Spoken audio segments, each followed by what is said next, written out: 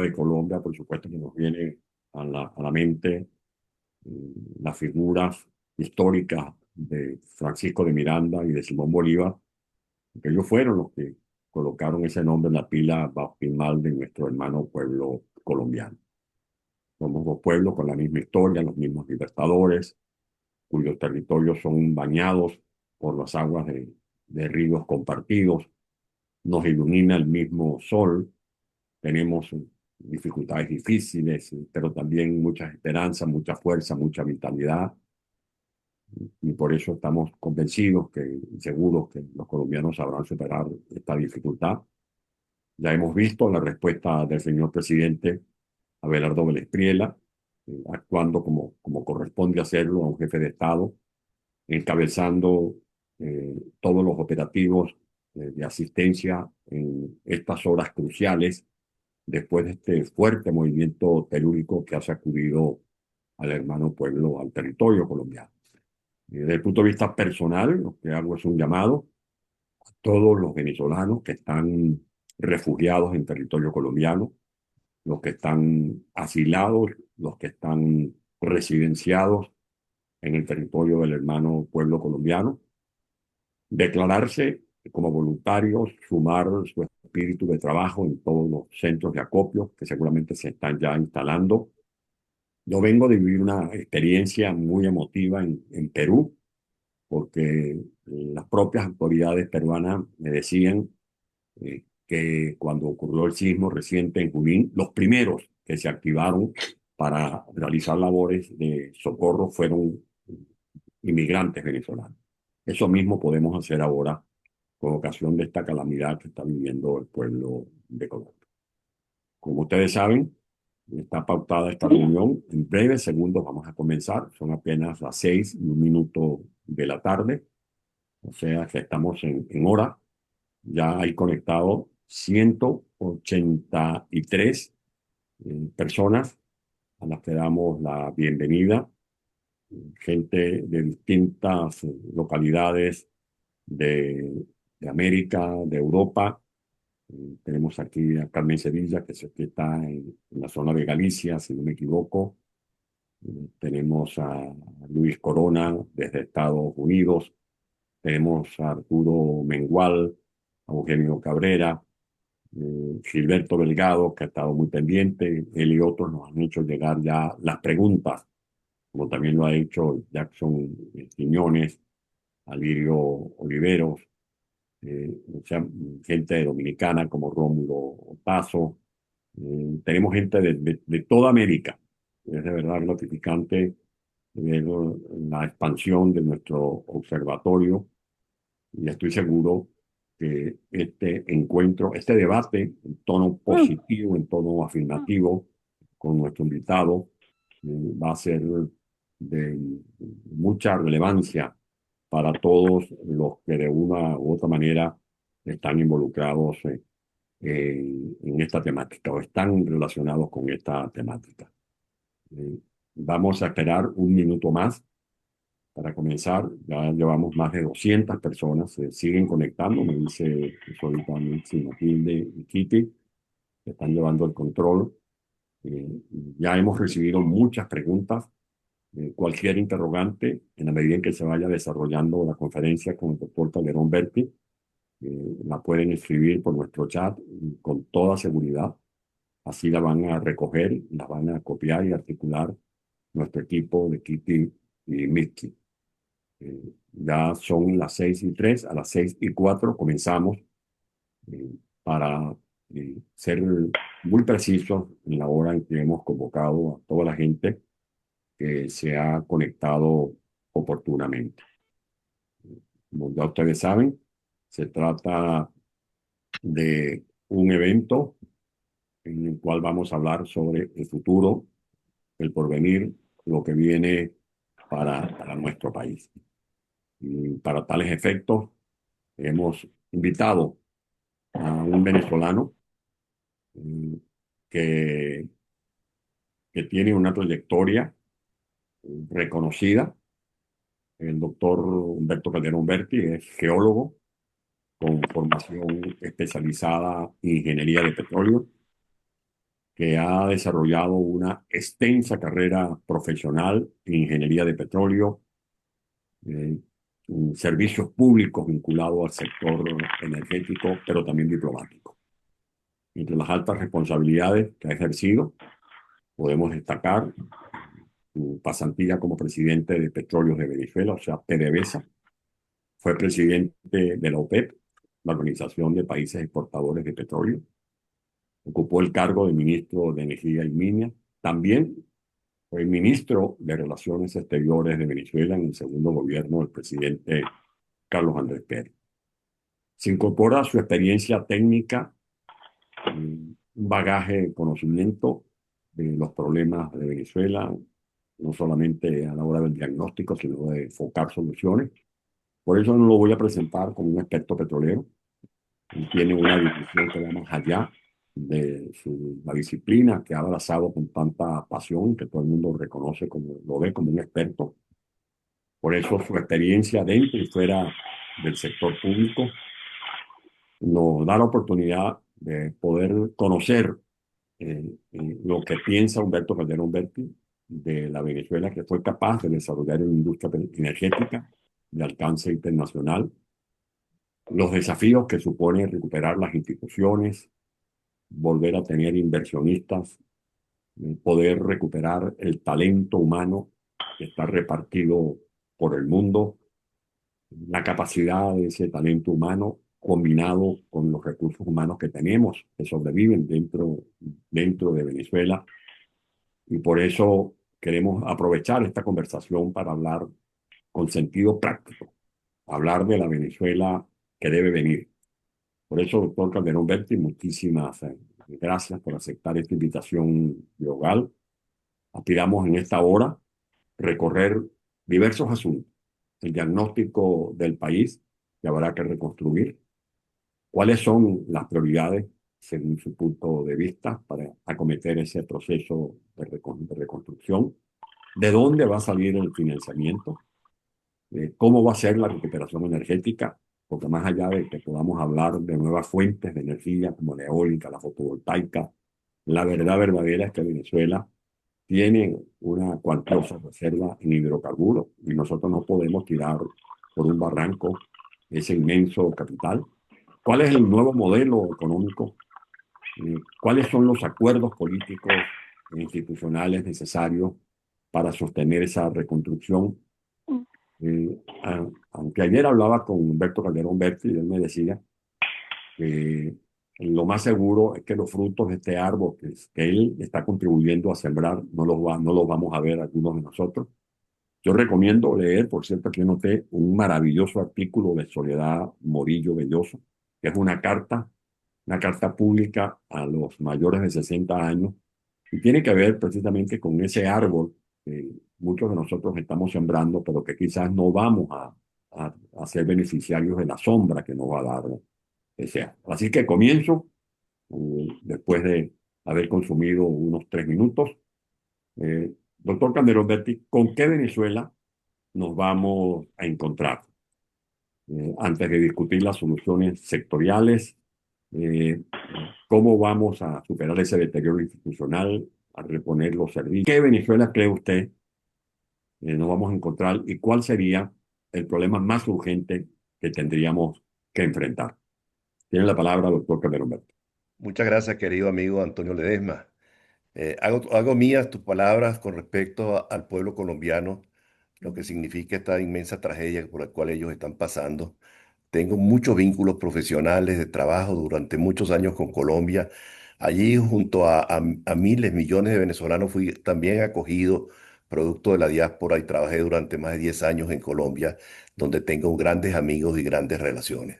Yo le decía a Antonio ayer en una conversación de las múltiples que tenemos personalmente, que la visión de nosotros, los que hemos nacido en pueblos del interior de Venezuela y tenemos muchos años detrás de nuestra espalda, hemos sido testigos, no por haber leído, sino por haber vivido de la transformación de Venezuela. Yo he visto aquí amigos míos de infancia, de adolescencia, y quizás hay algunos paisanos míos que nacieron en Boconó, que creo que iban a estar presentes en esta reunión de esta tarde. La Venezuela que nosotros vivimos, que nosotros conocimos, se transformó y se transformó particularmente a partir de los años 40.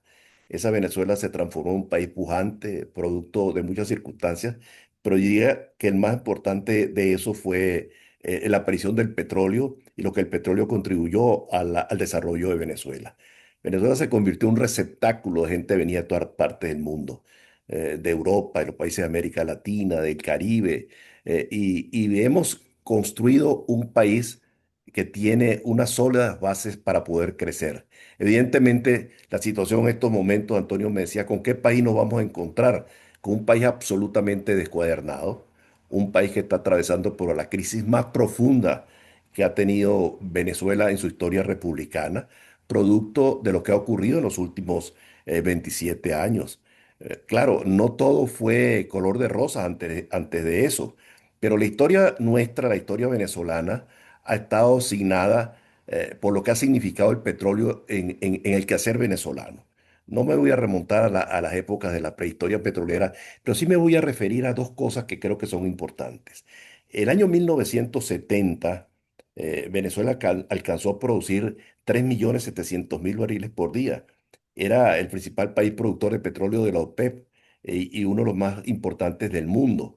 Pero el año 1974, a raíz de la guerra de Yom Kippur que ocurrió el año 1973, Venezuela tuvo ingentes recursos petroleros, muchos recursos petroleros, y se tomó una decisión muy importante, que fue la creación del Fondo de Inversiones de Venezuela, lo que más posteriormente se llamó los fondos soberanos.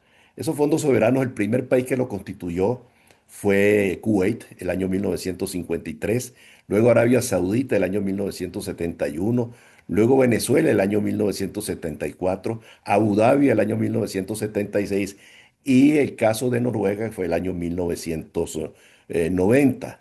Ahora, Venezuela venía creciendo de una manera ordenada y disciplinada, pero a partir del año 1974 se cometieron errores de bulto en la conducción del país. Yo diría que el peor de todos fue el haber convertido al Estado venezolano en un gran empresario. La creación del Fondo de Inversiones de Venezuela fue una idea extraordinaria. Hoy, por ejemplo, el fondo soberano de Noruega tiene 2 trillones de dólares. El de Arabia Saudita tiene 1,5 trillón de dólares. El de los Emiratos Árabes Unidos lo mismo.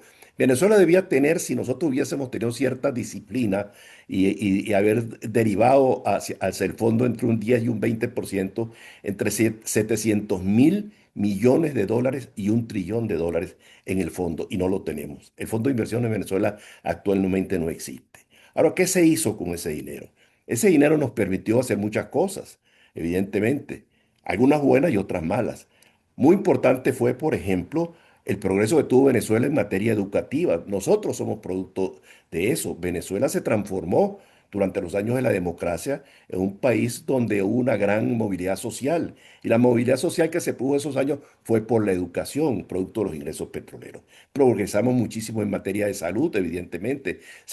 Construyeron instalaciones sanitarias en todo el territorio nacional. Hubo una red vial muy sólida en Venezuela durante todos esos años. Hubo un suministro eléctrico que llegamos a un momento en cubrir el 93% del territorio nacional de Venezuela estaba cubierto por electricidad del territorio, no solamente de la ciudad y los pueblos, sino el 93% del territorio. Esa era la cobertura que tenía el sistema eléctrico venezolano. Se construyeron cantidad de carreteras, de puertos, de aeropuertos. Venezuela se transformó y Venezuela llegó un momento en que tenía más de 700.000 hectáreas de tierras surtidas por sistemas de irrigación, más de 2 millones de hectáreas que tiene Venezuela en estos momentos para capacidad de producción de productos agropecuarios. Pero la verdad es que Venezuela en estos momentos está totalmente desarticulada, está destruida. La industria petrolera, que es lo más importante y ha sido el nervio vital de la economía venezolana, pasó de producir 3.300.000 barriles por día a 1 millón de barriles, que es lo que se produce en estos momentos. Las refinerías venezolanas producían 1.300.000 barriles por día, actualmente producen 200.000 barriles. No hay suministro de productos derivados a los mercados. Venezuela exportaba un volumen muy importante de crudo a los mercados internacionales y hoy es un exportador muy discreto. La gran pregunta que uno se hace es qué es lo que tenemos que hacer. Ahí, ¿Cómo? ahí Dime. quería ir, porque el diagnóstico, tenemos ya un buen perfil. Aquí veo conectado gente como Antonio Guevara, que siempre nos deleita y nos da luces con sus extraordinarios artículos. Visto este diagnóstico, hay preguntas que estoy recogiendo de los participantes que nos sugieren le preguntemos si su diagnóstico nos puede llevar a identificar el estado del país, qué debe hacerse primero. Y una pregunta que le formula, para la reconstrucción, si usted tuviera que aplicar eh, 5 prioridades para los primeros días o meses de un gobierno de transición, ¿cuáles recomendaría? ¿Qué Bueno, debe hacer? Sí, hay bien muchas cosas importante. por hacer, Antonio. Yo diría que Venezuela es un país que hay que rehacerlo totalmente, pero evidentemente que lo primero y fundamental es que haya un cambio de gobierno, que haya un cambio de gobierno para institucionalizar el país. El país no tiene instituciones, no tiene separación de poderes, no tiene democracia, hay presos políticos. Eso es fundamental. Cualquiera que sea el gobierno que venga, tiene que tomar unas decisiones orientadas fundamentalmente a la reinstitucionalización del país. Pero en el terreno de lo concreto, yo diría que hay muchas cosas muy importantes. Por ejemplo, si nosotros no somos capaces de darle prioridad a la electricidad, y diga, fíjese, yo que soy petrolero, pero estoy hablando de electricidad. Si no hay electricidad, Venezuela tiene una capacidad instalada de 35.000 megavatios, de los cuales actualmente está produciendo menos de 15.000. Venezuela se surte básicamente por lo que viene de Guri, pero el resto de las plantas del país, de las plantas termoeléctricas del país, no están operativas la gran mayoría de ellas. Entonces, esa tiene que ser una prioridad. ¿Por qué? Porque tenemos que recuperar básicamente la generación termoeléctrica y eso pasa, entre otras cosas, por tener un suministro de gas confiable. Si no tenemos gas, no podemos tener electricidad. Es una cadena toda. Ese es el principal objetivo desde el punto de vista del funcionamiento del país, es que haya gas disponible, que actualmente lo estamos venteando y no se está aprovechando suficientemente, que haya generación de electricidad que va a requerir ingentes inversiones. Yo diría que por lo menos entre 20 25 mil millones de dólares habrá que invertir para restablecer el suministro eléctrico confiable en el territorio nacional.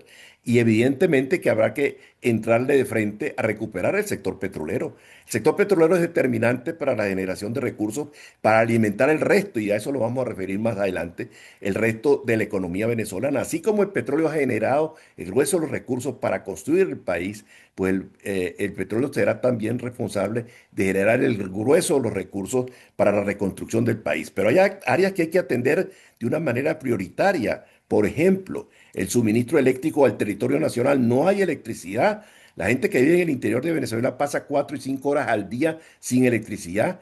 Y hay zonas del país donde son hasta 10 horas diarias sin electricidad.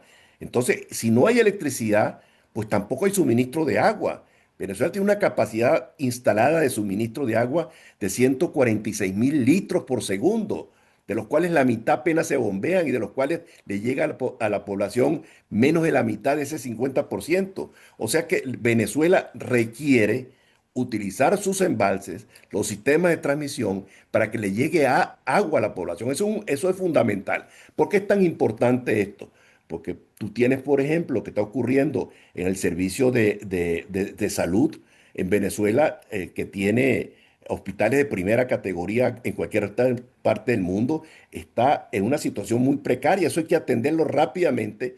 De cada 10 quirófanos que hay en Venezuela, 6 no funcionan.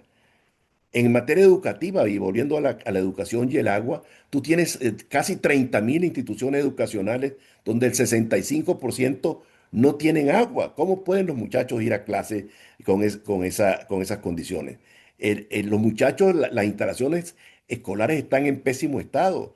Los muchachos están yendo a clase 2 o 3 días a la semana. Entonces, esa es atención prioritaria, la cuestión educativa, la cuestión sanitaria, la electricidad, los servicios públicos y la industria petrolera, evidentemente, que es la gran generadora de los recursos del país. Pero hay otras áreas industriales que son determinantes. Por ejemplo, Nosotros tenemos en Venezuela una capacidad instalada de producción de hierro en el estado Bolívar, fundamentalmente en Guayana, de por lo menos 25 o 30 millones de toneladas, que se están produciendo apenas 5 millones de toneladas al año. Es decir, eso no nos permite cubrir, bueno, en estos momentos las plantas, las acerías no están funcionando.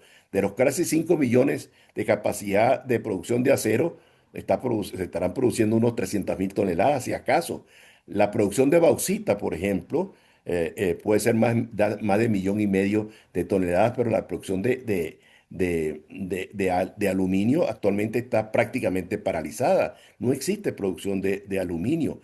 El oro, tenemos grandes recursos de oro en el territorio de Guayana, pero ustedes saben lo que está pasando en el arco minero, que tiene la bicoca de tener 110.000 kilómetros cuadrados, una cantidad superior al 12% del territorio nacional está en manos de Lampa, que no está pagando impuestos, que no están explotando esos recursos de una manera adecuada, que no están generando los beneficios para el país y no están pagando los impuestos y se han convertido en un reducto de Lampa. Eso habrá que atenderlo también en su momento. Y tenemos que entrarle también a la refacción del resto de las cosas del territorio nacional. Los puertos venezolanos de agua profunda de Maracaibo, de Puerto Cabello, de La Guaira y de Guanta, son puertos que no están funcionando adecuadamente. Los aeropuertos son un verdadero desastre. Hay que rehacer los aeropuertos de Venezuela. Ahí ¿Cuán- viene otra pregunta concatenada con esto, pero permítame, ya tenemos conectados más de 300 personas. Saludos y preguntas de Gustavo Barreto, del estado Carabobo, Jackson Perdomo desde Aragua, pregunta de Decio Barrios desde Perú, eh, Kelly Llanes desde Amazonas, Puerto Ayacucho, Lisbeth Boyer desde Perú, Gustavo Maniglia desde el estado Carabobo, Valencia, Elías Bessi desde Barquisimeto, Lilia Urdaneta, Freddy Solórzano desde Miami, Juve Fernández desde Carabobo, Gregorio Antonio Brito, Ana Abogado Carlos Falcón desde Puerto Ordaz, Luis Toro, Gildo Luján, promotores, emprendedores de Venezuela, Hernán Sansonetti desde el estado Sucre, Freddy Castro desde el estado Bolívar, Eduardo Puertas desde Luis Chacón Oviedo desde España, Jerica, en definitiva, una cantidad, Alberto Palombo desde Brasil, eh, a Claudia Baldayo, también de Carabobo, desde Guárico, Alirio Oliveros, Lila Urdaneta desde Miami, desde Italia, Luis Leopoldo González.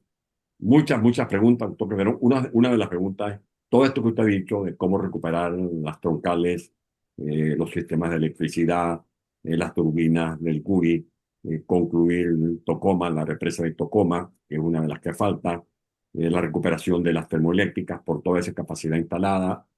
He aprendido mucho de usted, por ejemplo, que tendemos ese parque termoeléctrico del Vigía, la Josefa Camejo en Falcón, Pedro Camejo en Carabobo, las que tenemos en Guárico, las que tenemos ligadas a Guaraguao en el estado de Anzoátegui, cómo recuperar los acueductos, porque lo ha dicho el doctor José María de Viana, si algún país tiene acueductos, tiene plantas de tratamiento para tratar el agua cruda, es Venezuela. ¿Cómo vamos a recuperar? ¿De dónde va a salir el financiamiento? ¿De dónde va a Mira, salir el Antonio, financiamiento para eso? ¿Cómo nosotros tenemos resolver el tema gente, de la deuda, doctor Calderón Berti? bueno, también tocamos. Nosotros tenemos gente competente, gente que conoce los distintos sectores de la vida nacional. Casi un atrevimiento de mi parte hablar aquí, por ejemplo, del sector agropecuario, estando Gildo Luján, que es un gran productor agropecuario, que él sabe perfectamente bien de lo que yo estoy hablando, ¿no? Nosotros tenemos un potencial agropecuario gigantesco, no solamente en el ganadero, sino en la producción de cultivos tradicionales, de café, de cacao, de sorgo, de arroz. Hay muchas oportunidades en el sector agropecuario para Venezuela, pero eso requiere que haya seguridad jurídica en el campo y que haya seguridad física en el campo. Que la gente no le invada sus propiedades, que la gente le protejan su vida y su propiedad, y eso no existe en estos momentos. Y eso es determinante para la producción agropecuaria. Existe más de 10 millones de kilos de capacidad de almacenamiento en todo el territorio nacional. Venezuela fue un país que exportó arroz y que producía una cantidad importante de caña de azúcar. De los centrales azucareros que hay en Venezuela, más de la mitad no están operando. Todos los centrales azucareros que fueron estatizados están en el suelo. Todas las empresas, y es un drama lo que vive Venezuela, todas las empresas que fueron estatizadas mediante procesos de expropiación, algunas y otras mediante confiscaciones, esas empresas no están generando recursos. Vean lo que ocurrió con Guayana. Guayana estaba produciendo de acero 5 millones de toneladas. Chávez la estatizó por segunda vez porque era estatizada, era del Estado, se privatizó y luego la volvieron a estatizar. Y yo recuerdo que a lo mejor muchos de los que están aquí estaban presentes en el acto ese que se celebró en la planta de acero de Sidor en Guayana cuando Chávez volvió a nacionalizar la industria petrolera y la gente gritaba así, así es que se gobierna y vean qué pasó con eso. Todos perdieron lo que allí tenían. Eso hay que recuperarlo. Pero Venezuela no puede, Antonio, recuperar el sector privado con la participación del Estado.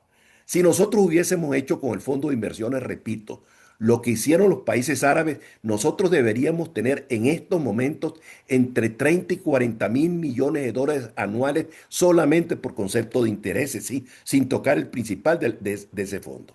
Pero ¿qué hicimos con el fondo? Lo convertimos en accionista de las empresas del Estado. Esas empresas del Estado fueron manejadas políticamente por activistas políticos no profesionales del sector y todas están en estos momentos perdiendo dinero.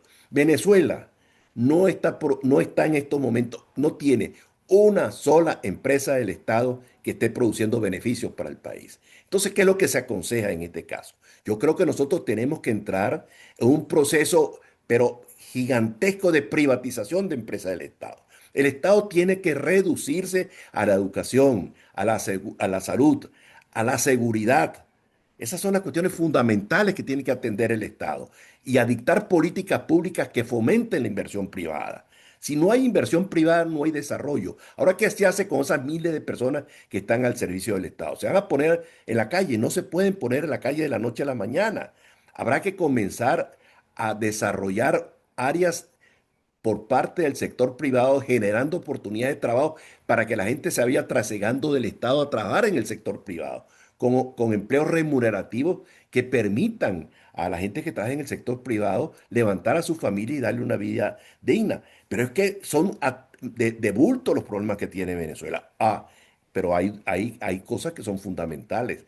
¿De dónde van a salir los recursos? Dice Hay Antonio. una pregunta que hacen incluso de Sicilia. Tenemos aquí una pregunta que va a conectar con eso. Disculpen, doctor Calderón, pero queremos darle, por ejemplo, desde Sicilia, Italia, Víctor León, eh, Wilhelman Carrasquel, nos está hablando desde Apure, también Beatriz Suescuz, desde Puerto Cabello, desde Del Tamacuro, Elías Marcano, Jairo Olivero desde Chile, Ronnie desde Valle de la Pascua, Miguel Arévalo desde Carabobo, muchas preguntas. Por ejemplo, ¿cómo ve usted la posibilidad de que Venezuela se reinserte en el Fondo Monetario, en el Banco Interamericano, en el Banco Mundial, en la Corporación Andina de Fomento? ¿Y cómo debe manejar, por ejemplo, un gobierno, supongamos, de Edmundo González, María Corina Machado, el tema de la deuda externa? Mira, este es un tema protuberante, como diría el doctor Gonzalo Barrio, ¿no? Un problema muy agudo. Hay quienes dicen que no se debe pagar nada, hay quienes dicen que sí, evidentemente que hay que pagar. Yo lo que creo es que lo que se vaya a hacer tiene que ser muy bien estudiado. Habrá gente a quienes se le debe un dinero que habrá que pagarle, pero hay mucha gente que no tiene, que no merece que se le pague. Las manipulaciones que están haciendo en estos momentos con los bonos de la República lo ha dicho de una manera muy categórica Miguel Rodríguez, que es un gran economista. Ha dicho que no se debe pagar nada. Bueno, yo no quiero llegar a ese tema que no se pague, tenemos que no se pague nada, pero habrá que revisar y hacer honor a las deudas legítimamente contraídas.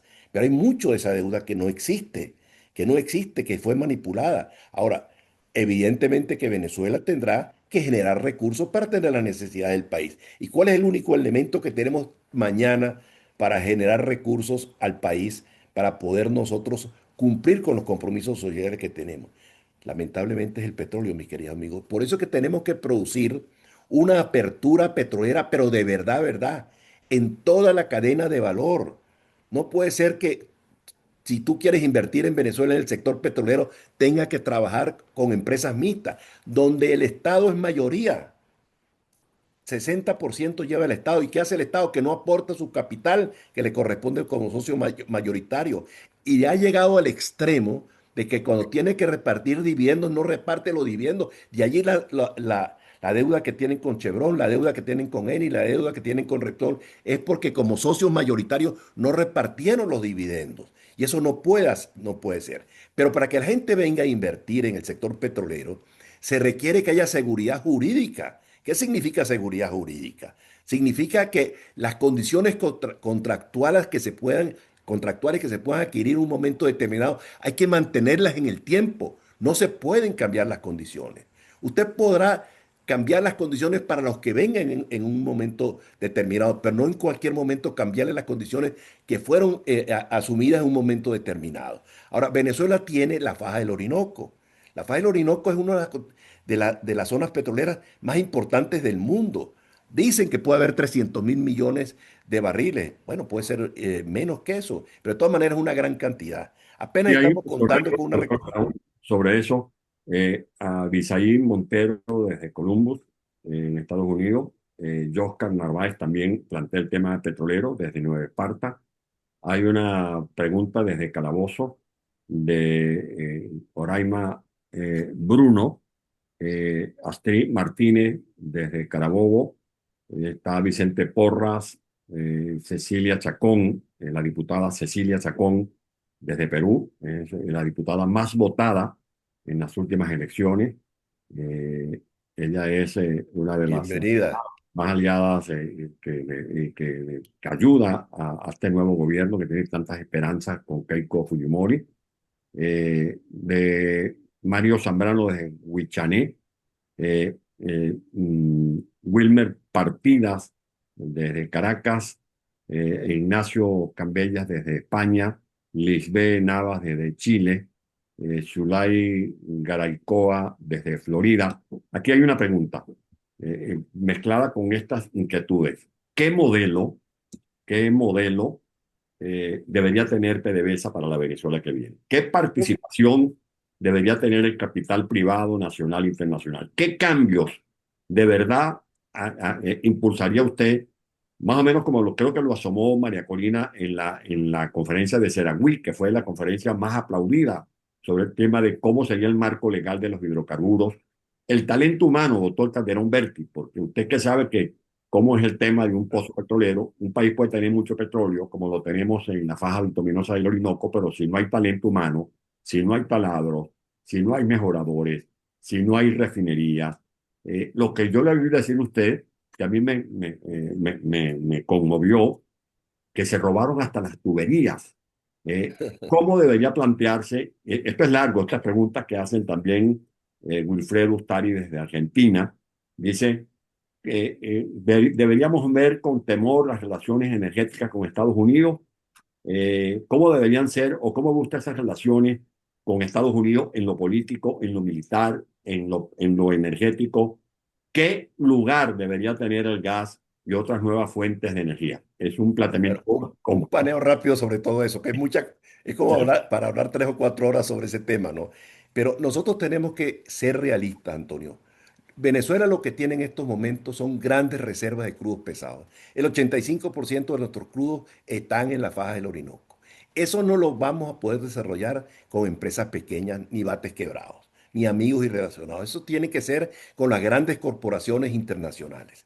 Pero para que esas empresas vengan a Venezuela, que no han venido ni la ExxonMobil, ni ConocoPhillips, ni otras grandes empresas, que requieren que haya ciertas condiciones, lo que yo mencioné anteriormente, seguridad jurídica, arbitraje internacional, que las condiciones contractuales no sean cambiadas caprichosamente y que las condiciones fiscales sean atractivas. Por ejemplo, si nosotros tenemos en la faja del Orinoco un crudo que va entre 8 y 11 grados API, es extremadamente viscoso, con un factor de recuperación entre un 5 y un 7%. Nosotros necesitamos la presencia de las grandes corporaciones internacionales en la faja. Cada 1% que mejore el factor de recuperación son miles de millones de barriles de petróleo. Entonces tenemos que tener condiciones muy especiales. Con las condiciones actuales que tenemos en la faja, que tenemos en el país, 30% de regalía más otras cosas que llegarán a 33%, más 50% de impuestos sobre la renta, no vuelan los programas de la faja. Bajémonos de esa nube. Nosotros desarrollamos la industria petrolera, el grueso de la industria petrolera con el 16 2 tercios por ciento de regalía. Cuando el doctor Caldera se produce la apertura entre el gobierno del presidente Pérez, luego el presidente Velázquez y fundamentalmente durante el gobierno del presidente Caldera, se vieron en la necesidad muy inteligentemente de poner la regalía de los proyectos de la faja 1% de regalía. El precio del petróleo, recuerden, era $14. Y ese 1% fue lo que permitió producir. Para el momento en que el presidente Caldera sale del gobierno, se producían 600.000 barriles por día de crudo pesado de la faja. Y habían cuatro generadores, de los cuales uno estaba concluido y los otros en construcción en Jose para mejorar el crudo de la faja.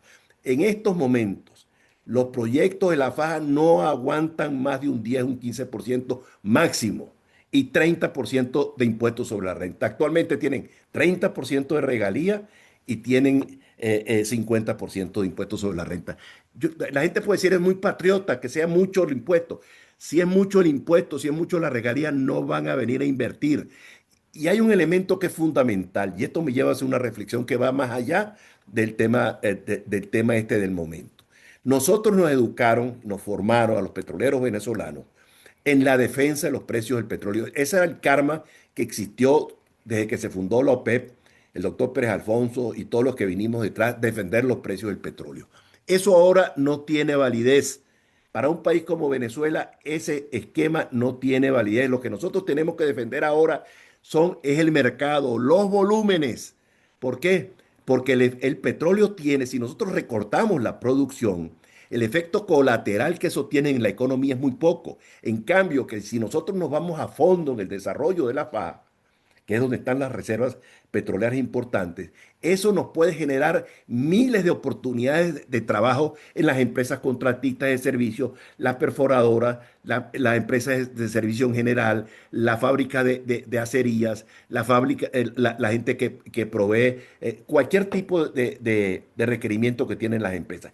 El efecto multiplicador que tiene la inversión petrolera es gigantesco. Y ese efecto multiplicador no se logra bajando la producción para defender los precios. Nosotros bajamos en la OPEP la producción de 30 millones de barriles por día a 15 millones. Y nos aparecieron nuevos actores que cubrieron ese hueco. 16 millones de barriles produjeron al final del día los productores de petróleo no miembros de la OPEP. Entonces, ¿qué es lo que significa? Lo que yo trato de significar, que tenemos que ser realistas con la visualización que hagamos de la faja del Orinoco, condiciones competitivas, que exista regalía e impuestos sobre la renta competitivos para poder poner a funcionar esa extraordinaria maquinaria que significa la faja del Orinoco. Pero también hay oportunidades para las empresas pequeñas. El centro de Monagas y Anzoátegui hay más de 70 campos petroleros, como hay también decenas de ellos en la costa oriental del lago de Maracaibo y en la costa occidental del lago de Maracaibo. Hay oportunidades para las empresas privadas. Yo creo que Petróleos de Venezuela, nosotros tenemos que entrar en un proceso de redimensionamiento hacia abajo de Petróleo de Venezuela. La Petróleo de Venezuela que conocimos anteriormente, a la cual yo fui presidente, eso no va a volver a existir. Tenemos que ser realistas que el gran desarrollo petrolero de Venezuela es a través del sector privado, en toda la cadena de valor, en la exploración, en la producción, en el desarrollo gasífero de la plataforma continental. Nosotros tenemos 500.000 kilómetros cuadrados de la plataforma continental, 500.000.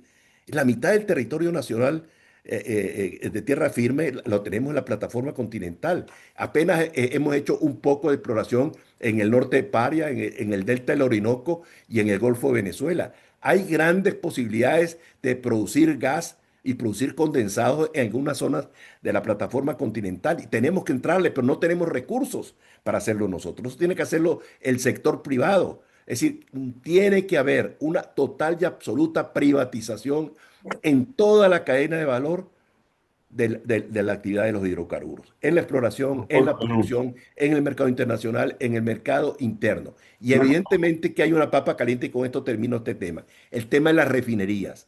El tema de las refinerías es demasiado grave, mis queridos amigos, y tenemos que ser realistas.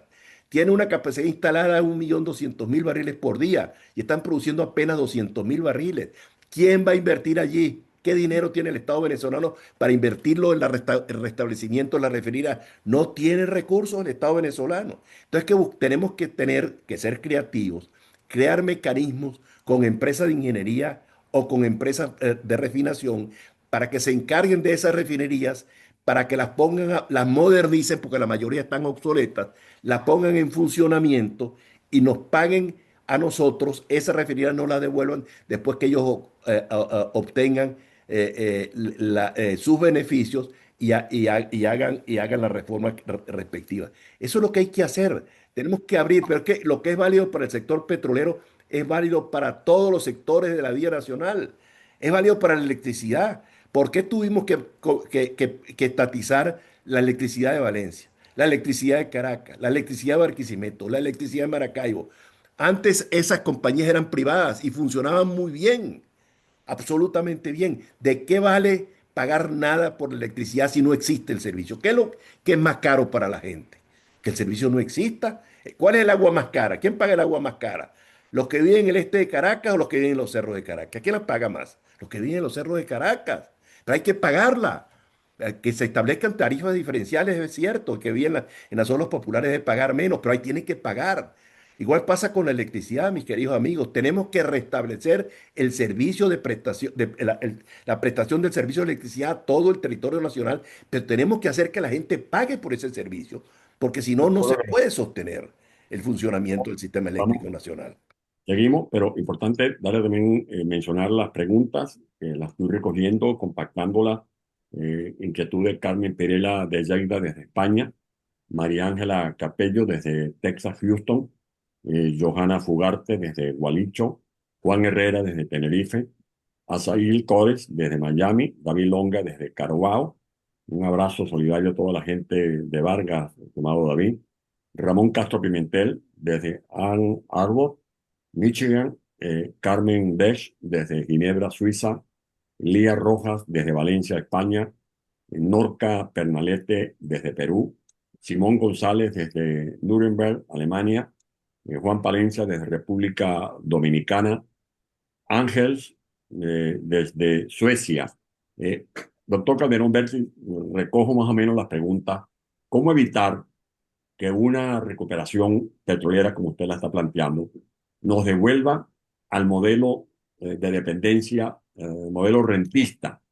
Ya usted se ha referido a lo que preguntan algunos de los que interactúan en este foro de hogar sobre el modelo de agricultura, de turismo, de tecnología. Pero la pregunta que también redondean ellos es, ¿cómo usted eh, vislumbra que Venezuela recupere su talento humano y cómo aprovecharía Venezuela lo que hoy representa la diáspora, más de 9 millones de venezolanos fuera del territorio nacional? Adelante. Mira, Antonio, yo creo que la diáspora, yo soy miembro de la diáspora, no tenemos que ver eso como una tragedia. Fue una tragedia, claro que fue una tragedia para todo lo que tuvimos que salir de nuestra patria, lo que queremos estar allá en Venezuela, que no podemos regresar por razones políticas fundamentalmente o por razones económicas. Pero es que yo creo que el elemento diáspora va a ser determinante en la reconstrucción de Venezuela. Pero no importa que no regresen todos, eso no importa, vendrán algunos. Algunos ya tienen su vida hecha afuera, pues se quedarán. Pero es que ahora el mundo es una aldea pequeña, el mundo es muy chiquito y podemos contribuir con la recuperación de Venezuela en cualquier sitio donde estén. Y lo que sí tenemos que poner es a funcionar la creatividad y la imaginación. Ustedes saben lo que significa la recuperación de Venezuela, la reconstrucción de Venezuela. La reconstrucción de Venezuela es el proyecto económico más importante del hemisferio occidental las próximas 2 o 3 décadas. No hay un proyecto similar. Nómbreme uno, no existe. Desde Canadá hasta la Patagonia no existe un proyecto más importante que la reconstrucción de Venezuela. Pero eso hay que hacerlo bien hecho desde el comienzo. no como se está haciendo actualmente, que están repartiéndose las áreas petroleras entre amigos, amigotes y relacionados, gente cercana a los círculos políticos de los Estados Unidos o a los círculos políticos de Venezuela. Eso no puede ser. Tienen que ser concursos transparentes para que la gente tenga la oportunidad de auditar lo que está ocurriendo. Nosotros no sabemos qué está pasando con el petróleo venezolano. Dicen que está generando mucho dinero. ¿Dónde está ese dinero? ¿Quién lo administra? ¿En qué forma? ¿Por qué no le rinden cuenta? ¿Quiénes son los dueños del petróleo en Venezuela? La nación venezolana, mi querido amigo. Quien lo pueda administrar transitoriamente, que lo administre. Yo creo que nosotros tenemos un sentimiento de agradecimiento con el presidente Trump por lo que hizo. Pero el presidente Trump tiene frente a sí dos alternativas. O desempolva el colonialismo y el imperialismo y trata a Venezuela como un vasallo, que sería un error enorme desde el punto de vista relacional con los Estados Unidos, porque yo creo que el esquema tiene que ser distinto. El esquema tiene que ser de cooperación. ¿Por qué nosotros, por ejemplo, con los Estados Unidos, no hacemos una alianza estratégica a largo plazo de 50 años, por ejemplo, manteniendo nuestra soberanía, manteniendo la integridad territorial como tiene que ser en materia política, económica, social y militar con los Estados Unidos? Tenemos amenazas comunes, el AMPA, el narcotráfico, la insurrección, el terrorismo. Son amenazas para Venezuela y amenazas para los Estados Unidos. Los Estados Unidos les interesa la estabilidad venezolana, como le interesa la estabilidad de Colombia. Nosotros tenemos que triangular con Colombia y con los Estados Unidos una alianza en ese terreno que no sea cesión de soberanía, pero sí que sea cooperación, entre otras cosas, para mejorar nuestra propia seguridad, porque nosotros estamos permanentemente amenazados y nuestras Fuerzas Armadas no están en condiciones de defender ni siquiera la integridad territorial. Esa es la verdad, no lo llamemos a engaño. Entonces tenemos que ir a un rescate de todos esos aspectos.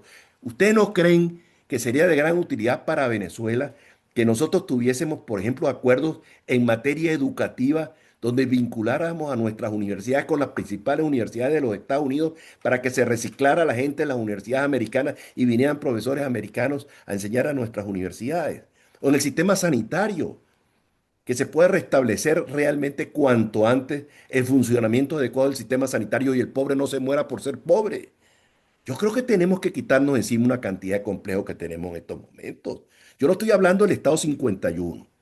Yo no estoy hablando de cesión de soberanía. Yo no estoy hablando de esas cosas. Estoy hablando de entendimiento para una gran alianza estratégica con los Estados Unidos, por lo menos que dure 50 años. Que sea sometido esa alianza a un referendo. Que se revise el funcionamiento de esa alianza periódicamente, cada 10 años. Y veremos qué pasa. Yo no lo voy a ver, pero yo creo que eso es una necesidad. Si no queremos darnos cuenta de la magnitud de los problemas que tenemos nosotros entre manos, estamos fritos. Tenemos que entender tenemos que entender que nosotros solos no podemos, mis queridos amigos, que tenemos que echar mano a lo que exista disponible en el mundo, los que estén dispuestos a colaborar con nosotros. Venezuela no es un país que está pidiendo limosna. Venezuela es una oportunidad para la gente. Hay países de América Latina que están sufriendo calamidades por el tipo de gobierno que tienen, como es el caso cubano, pero usted no puede comparar Cuba con Venezuela. ¿Qué provecho le van a sacar a Cuba los inversionistas? El turismo. ¿Qué provecho le pueden sacar a Venezuela en el sector petrolero, en el hierro, en el aluminio, en el turismo, en el sector agropecuario, en muchísimas cosas? Y tiene que haber una cooperación muy estrecha de nosotros con los Estados Unidos para que nos ayuden a salir de esto. Ahora, las cosas hay que hacerlas de una forma transparente. Ahora, porque si no se hace de una manera transparente ahora, tarde o temprano las cosas que se hagan opacas se van a conocer. Y eso va a ir en detrimento de la buena relación de nosotros con los Estados Unidos. Y eso no es conveniente.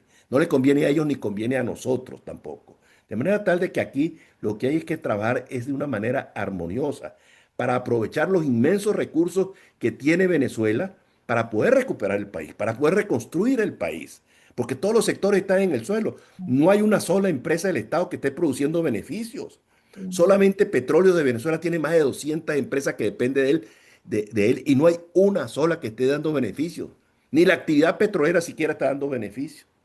¿Por qué? Porque está muy mal administrada. Las empresas mixtas han hecho con eso lo que ha dado la gana. No tienen respeto por los compromisos que se adquieren. Entonces, lo fundamental en estos tiempos es que haya cuanto antes un cambio de gobierno. Es lo que le conviene a Venezuela, es lo que le conviene al hemisferio, es lo que le conviene a los propios Estados Unidos. Que el país sea dirigido de una forma seria, responsable, honrada, transparente. Eso es lo que hace falta, ¿me entiendes? Y no por estar inventando atajos y cosas. Tú no le puedes pedir a la gente que es responsable de la destrucción de Venezuela que la reconstruyan. Eso es un exabrupto, es un contrasentido. Como si tú me lo hubieses pedido después que termina la Segunda Guerra Mundial a los jerarcas nazis que reconstruyeran Alemania. No, se lo dieron a Adenauer y se lo dieron a gente honorable. Igual en Francia con el general de Gaulle. Pero ¿qué es lo que tiene que hacer? Es un contrasentido, por más simpática que sea una gente y por muy bien que se muestren, no son unos aliados confiables. Esa es la verdad. Y ahora, ¿nosotros somos más listos que los Estados Unidos? No somos más listos. Ellos tienen que darse cuenta perfectamente bien. Ellos deben Bueno, saber perfectamente bien cuando interactúan con los jerarcas petroleros de Venezuela que están interactuando con unos improvisados que no tienen idea de lo que es aquello, que no tienen idea. Y eso doctor tarde o Calderón, temprano va a luego perjudicar el funcionamiento de la relación. llueven las preguntas, doctor Calderón. Ingeniero geólogo Mario Zambrano pregunta, en la faja petrolífera del Orinoco, ¿cómo van los estudios para mejorar el factor de recobro? Alejandro Terán pregunta desde Brasil, eh, ¿cómo se plantea usted una dolarización de nuestra moneda? Alberto Palombo desde Brasil. ¿Cómo podemos participar los especialistas, empresarios de porte medio en las oportunidades de asociaciones públicas, privadas o algún tipo de concesión petrolera fiscalizadas por una agencia de petróleo, de gas, por ejemplo? O sea, muchas preguntas. Eh, eh, tenemos para el final eh, son muchas solicitudes del derecho de palabra. No es posible conceder el derecho de palabra. Vamos a hacer algunas selecciones que hicimos aquí prácticamente de manera aleatoria. Un minuto.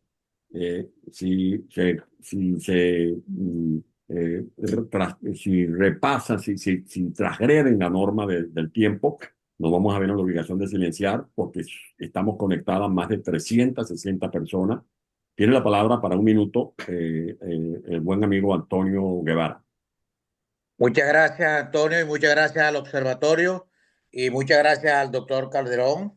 La Venezuela que viene pasa por una alcabala inicial que se va a prolongar probablemente antes, durante y después, antes de llegar a la consolidación democrática del país. Esa alcabala es la Fuerza Armada Nacional, el tema de seguridad y defensa. A mí me gustaría que el doctor Calderón abordara el tema de seguridad y defensa con su visión de estadista en relación a la deschavización del país, de la sociedad y en particular, por supuesto, de la Fuerza Armada Nacional. Muchas gracias. Gracias. Lo En- respondo rápido, Antonio. Déjame un responderlo joven, rápido. anota allí, porque, porque vamos dos preguntas más. Hay un joven muy consecuente, muy inquietud, que a mí me despierta mucha admiración. Para mí sí es como un sobrino por la lucha que este joven viene dando. Edgar Jerónimo, tienes la oportunidad de saludar y hacerle tu inquietud al doctor Calderón Berto. Levanta tu micrófono, Edgar Jerónimo. Ah, ajá, ya. ¿Listo? Y listo, Listo. adelante, Edgar. Silenciaste otra vez tu micrófono, Edgar Jerónimo. Adelante.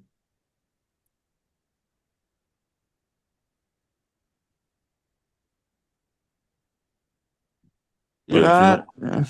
adelante. ¿Listo? ¿Ya? Adelante, sí, adelante. Ok, muchísimas gracias. Mi pregunta es, ¿cómo lograr reactivar todo el proceso petrolero en Venezuela, ya que lamentablemente todos estos 25 años se ha perdido? ¿Cómo reactivarlo? ¿Cómo lograr que todas las compañías extranjeras puedan confiar y puedan volver a Venezuela? si ya han perdido confianza en Venezuela y en la parte petrolera.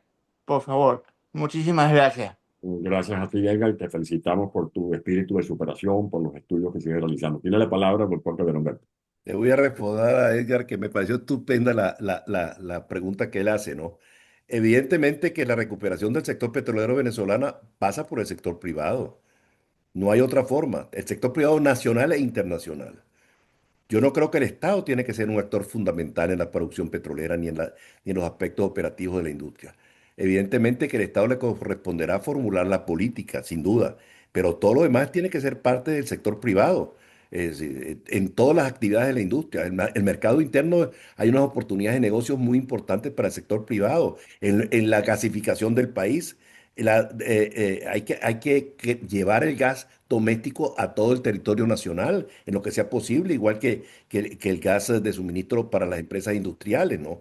Igual que las actividades de exploración y producción. Hay miles de venezolanos que están en estos momentos en el Medio Oriente, en los Estados Unidos, en México, en los países andinos como Colombia, que podrían perfectamente regresar a Venezuela a ser empleados petroleros y socios en lugar de empleados. Es decir, no, ¿por qué tienen que ser empleados? Pueden ser socios, hay cantidad, como dije anteriormente, hay centenares de campos en el oriente y en el occidente que no requieren grandes inversiones y donde los venezolanos podrían participar. Y podrían participar no solamente los profesionales, sino los trabajadores venezolanos que participen en esas empresas también tener oportunidades de convertirse en empresarios. Yo creo que esa es la manera. Con el sector privado, Edgar, no hay otra forma. El sector privado va a ser el punto determinante en la recuperación del sector petrolero. Y sobre el tema militar, yo creo que es fundamental, la pregunta es muy interesante relacionada con el tema militar. Yo creo que lo primero que tiene que haber es que el mundo militar tiene que estar supeditado al mundo civil. Tiene que estar, la jerarquía tiene que ser el mundo civil. Los militares a sus cuarteles, a defender nuestra seguridad nacional, la soberanía nacional, a garantizarnos la paz pública, pero todo, el que quiera hacer política tiene que irse de baja. El que quiera participar en la administración pública tiene que irse de baja. Así como los civiles no pueden manejar el estamento militar en las fuerzas operativas, pues tampoco los militares están hechos para manejar el sector privado, ¿no? Tienen que regresarse de donde tienen que. Ahora, la doctrina militar venezolana, y la pueden decir los militares retirados y muchos de los que están adentro, tiene que estar sujeta a una revisión profunda, porque yo creo que no, lo que ha habido en el transcurso de los últimos años es una politización exagerada e inconveniente del ejercicio militar en Venezuela.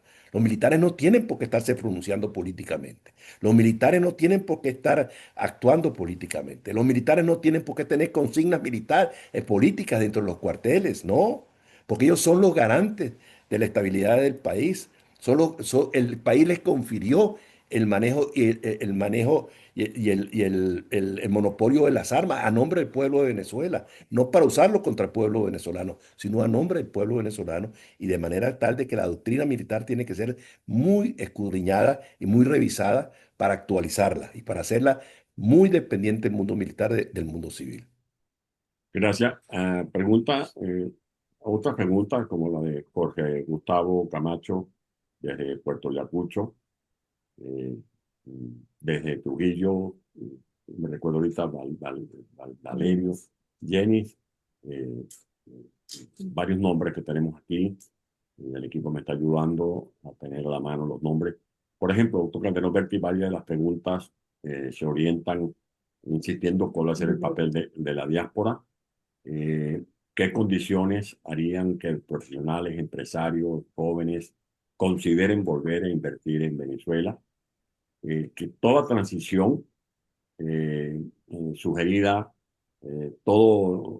si esto exige una continuidad, si la reconstrucción es a mediano o largo plazo, como ha dicho María Corina Machado y Edmundo González, que están de acuerdo con restablecer la alternancia en el poder, ponerle punto final a la elección presidencial, que dejemos de ser un Estado paternalista, presidencialista. ¿Cómo ve usted la figura de un gran acuerdo nacional? ¿Cómo se plantea usted, por ejemplo, una justicia transicional en un país donde se han cometido horrorosos crímenes de lesa humanidad? concretando ya, según lo que tengo aquí de personas que han escrito, eh, ¿cómo ve usted la posibilidad de concretar un gran acuerdo nacional que permita reconstruir Venezuela y que ese acuerdo sobreviva a los cambios que seguirán dando de cara al futuro? Mira, cuando uno se pone a revisar la historia de los países del Medio Oriente, los países petroleros del Medio Oriente, y compara con lo que ha ocurrido en Venezuela, produce una profunda tristeza. Si el año 1970 le hubieses preguntado a la gente, hay un territorio al norte de África, a una hora de Europa, que tiene una dimensión importante desde el punto de vista territorial, que tiene recursos petroleros y que tiene recursos gasíferos. Y luego tienes otro allá en el Medio Oriente, en el Golfo, que territorialmente menos de la mitad está aislado, no tiene ciudades, sino algunas aldeas. En 30 años, ¿cómo te lo imaginas? El 99% de la gente hubiese dicho que era mucho más, iba a ser mucho, iba a tener un futuro más esplendoroso el país que está situado enfrente de Europa. Ese es el caso de Libia. Y el otro caso es el caso de los Emiratos Árabes Unidos.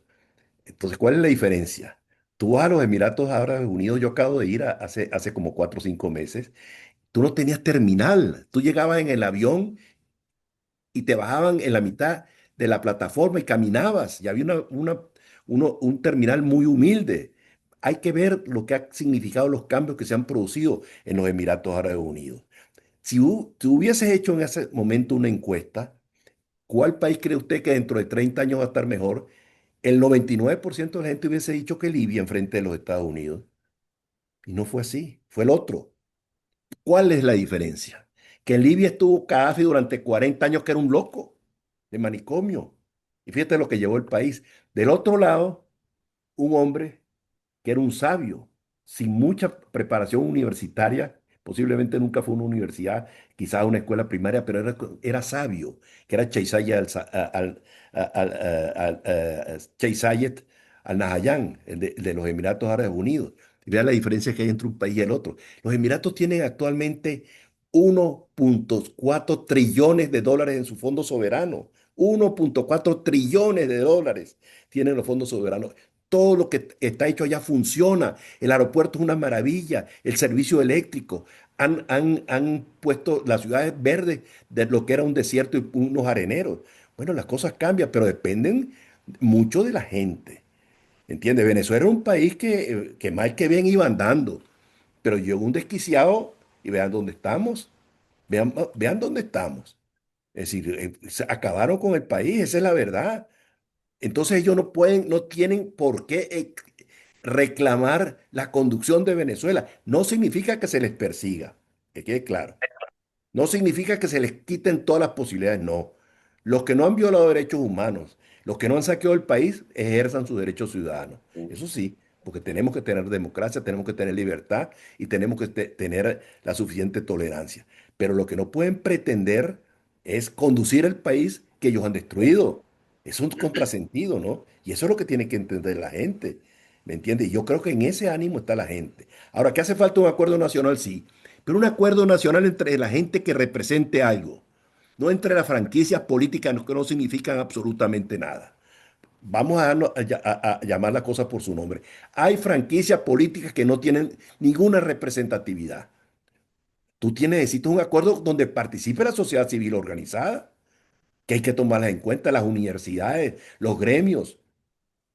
Hay cantidad de sectores de la vida nacional que tú tienes que tomar en cuenta para un acuerdo nacional. Y ese acuerdo nacional tiene que trascender el tiempo de un gobierno. Porque lo que pasa en Venezuela es que cada gobierno que viene quiere empezar de cero y eso no puede ser. Tiene que haber continuidad en la ejecución de los planes y programas que se formulen. Producto, por cierto, de acuerdos que se produzcan. Pero no tiene por qué cambiar las cosas. La política sanitaria, la política educativa, la política petrolera, en general muchos aspectos políticos tienen que tener una continuidad en el tiempo para que rindan sus beneficios y el país se pueda ver beneficiado por ello. Gracias, doctor Rivera Betty. Tenemos varias preguntas. Estamos cumpliendo una hora exacta de conferencia y creo que hemos abordado muchísimos temas con precisión gracias a la versatilidad de nuestro conferencista. Eh, tenemos tenemos, ¿me están oyendo? Sí, sí, sí. Derecho para solicitado por Carlos Ortega, que brevemente, pendiente Carmen Cedillo, que va a hacer una breve intervención, Douglas desde Perú, Isturiz desde Argentina, y cerramos la conferencia. Ustariz desde Argentina. Adelante, Carlos Ortega. Ok. Gracias, Antonio. Gracias, doctor Calderón, por esta oportunidad. Les felicito a ambos. Dos preguntas, doctor. Una pregunta que ojalá pudiésemos compartir. Su opinión frente a los planteamientos que ha formulado y que es una realidad que vive nuestro país. Yo vengo planteando y sostengo que es de urgente necesidad declarar a nuestro país en estado de emergencia, dado la situación que padece la población venezolana. Segundo, es una pregunta que va dirigida directamente a usted como figura política y un hombre que pertenece realmente al sector petrolero venezolano. Indudablemente que una vez que se produzca un cambio de gobierno del régimen en nuestro país, usted va a ocupar posición de privilegiada en nuestro país, ¿ok? Y entre esa posición, indudablemente, va a estar conectado con la industria petrolera. ¿Cuál va a ser su posición en relación a los trabajadores despedidos? La posición con los pensionados y jubilados y realmente este estado de desastre y la deuda que tiene el Estado venezolano con los trabajadores de las distintas nóminas de la industria petrolera. Ahí le dejo esas dos preguntitas, esas dos inquietudes. Gracias, Carlos. Adelante, doctor Calderón. No, yo creo que el estado de emergencia es una cosa más que obvia, Carlos. El país está totalmente, por eso no puede ser manejado de una manera absolutamente ortodoxa, ¿no? Hay muchas cosas que no se pueden hacer en estas circunstancias actuales, que tienen que ser cosas de mucha emergencia. Yo soy partidario de constituir un gobierno de transición que dure 18 meses, 2 años, para que se puedan enfrentar una serie de problemas urgentes que no pueden esperar mucho tiempo ni pueden estar pendientes de las aprobaciones de muchas cosas. Yo creo que con un costo político muy grande que van a tener para a quienes tengan que tomar, pero yo creo que eso es lo más conveniente de lo que podríamos hacer. Ahora, los otros trabajadores petroleros, pues hay distintas cosas allí envueltas, Carlos, tú lo sabes perfectamente bien. Tú sabes que a los trabajadores le robaron sus fondos de pensiones. Eso no hay discusión, que hay que devolvérsela. ¿Cómo se hará? Pues habrá que buscar la forma.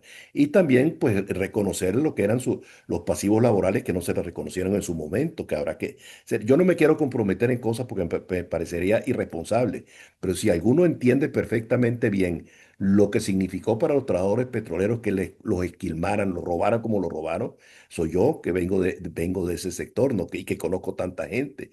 Es decir, coincido que hay que devolverle sus fondos de pensiones y buscar la manera de resarcirles en lo que eran sus pasivos laborales para el momento en que fueron despedidos. Lo de que viene, lo después, eso yo no quiero opinar sobre eso porque no he estudiado el tema en profundidad. Creo que es un tema sumamente importante, de mucho peso y que hay que manejarlo con mucho tino, ¿no? Ahora, yo creo que hay mucho trabajador petrolero que podrá reinsertarse en el sector, no necesariamente en Petróleo de Venezuela, Carlos, porque en la medida en que haya las opciones, a mí no me importa un tipo que tenga 70, 80 años, que esté bien de la cabeza y que tenga gran experiencia. Me parece una super oportunidad importante que vuelvan a trabajar en el sector de los hidrocarburos. Aquí no se va a poder improvisar, porque yo creo que en Venezuela hay mucha gente con experiencia en obreros especializados. Tú lo sabes perfectamente bien porque tú vienes de ese sector, que no hay que poner de lado todo lo que es las cuestiones estas de pensión, de retiros y cosas prematuros, y que regresen a trabajar en un momento determinado para contribuir a la recuperación del sector de los hidrocarburos. Eso es fundamental. Vamos con dos preguntas seguidas y luego las responde el profesor Maribel, que sean muy concretas, tanto las preguntas como las respuestas. Carmen Cedillo, desde A Coruña. Galicia, desde La Coruña, y luego vamos con Ustariz desde Argentina. Adelante, Carmen. Gracias, Antonio, además por tu trabajo. Y el doctor Calderón igual. Yo le quiero hacer un comentario que creo que todos los venezolanos estamos preocupados con esto. Y es que cómo sacamos adelante un país que lo que necesita es inversión extranjera y necesita que todos podamos trabajar tranquilitos, en paz y que no nos pase nada. Es decir, que hace falta seguridad y justicia como vamos a decir, como prioritario. Entonces yo digo, amo a Bukele. ¿Qué quiere que le diga? Me parece estupendo lo que hace con el CECOT. La gente que es asocial hay que ponerla en un sitio aparte de la gente normal. Entonces, creo que Venezuela necesita lo primerito, hacer varios CECOTs para meter a colectivos, a los distintos trenes, en fin. Usted ya sabe y todos sabemos. Y con esta gente dentro, nosotros podremos trabajar y vendrá también inversión extranjera. ¿Por qué? Porque estas empresas lo que quieren es Vamos seguridad, completando, Carmen. no quieren que los estén atracando, ¿eh? Bueno, esto es todo porque no quiero seguir hablando más porque va a haber otras personas. Le agradezco mucho su intervención. Es Gracias. estupenda. Gracias. Wilfredo, Gracias. desde Argentina. Muy buenas tardes, compañero Antonio. Muy buenas tardes, compañero Humberto. Mi pregunta es la siguiente. Desde el punto de vista político, usted es muy conocedor del tema político venezolano. ¿Qué debería de estar haciendo en este momento María Corina frente a esta situación que yo le entiendo como una verdadera trampa para el pueblo de Venezuela, lo que está haciendo el gobierno norteamericano? Bueno, vamos por parte. Lo de Carmen, Ujú. ¿qué quieres que te diga? Yo estoy totalmente de acuerdo contigo, Carmen. Es verdad, la gente quiere seguridad jurídica, quiere seguridad física, pero eso es válido para el productor agropecuario, eso es válido para el empresario, eso es válido para el que lo matraquea la policía, lo matraquea la Guardia Nacional. ¿Cuántas alcabalas hay de Caracas hasta San Cristóbal? Yo diría por lo menos 50 alcabalas. Te protegen a ti, ¿no? Esos son para matraquear a la gente. Yo creo que eso hay que poner mano dura con ese tipo de gente. Y a la gente, yo soy respetuoso de los derechos humanos, pero la gente se le enseñó en Venezuela a que solamente tenían derechos y no tienen obligaciones con la sociedad. Y la cuestión es de ambas cosas. Yo tengo derechos como ciudadano que quiero ejercer a plenitud, pero yo también tengo obligaciones que es, entre otras cosas, respetar las leyes y el estamento jurídico que existe en el país.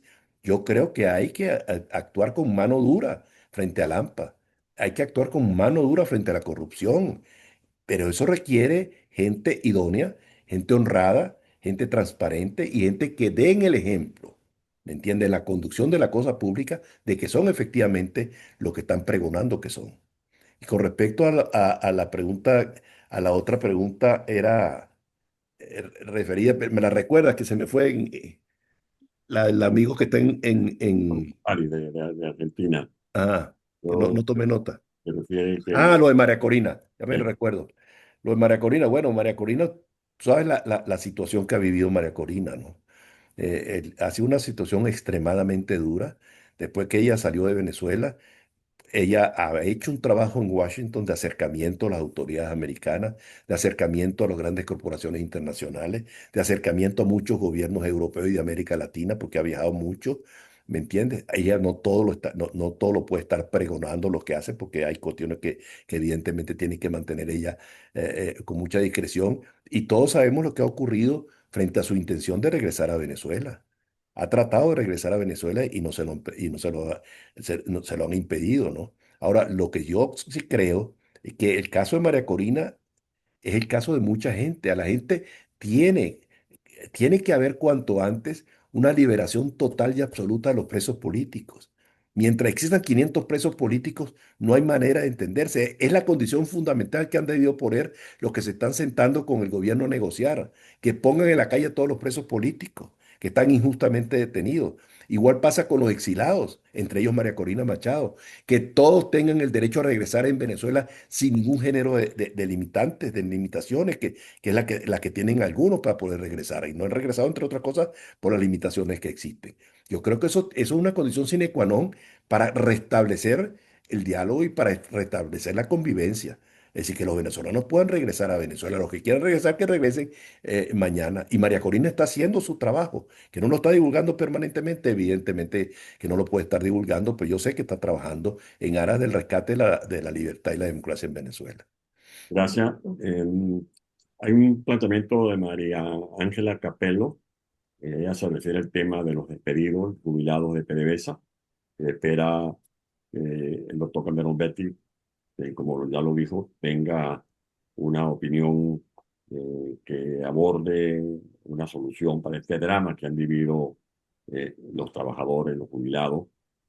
Vamos a escuchar, ya para cerrar, a, mm, al profesor, al doctor Mario Zambrano, luego a Douglas desde Perú. Adelante, Mario.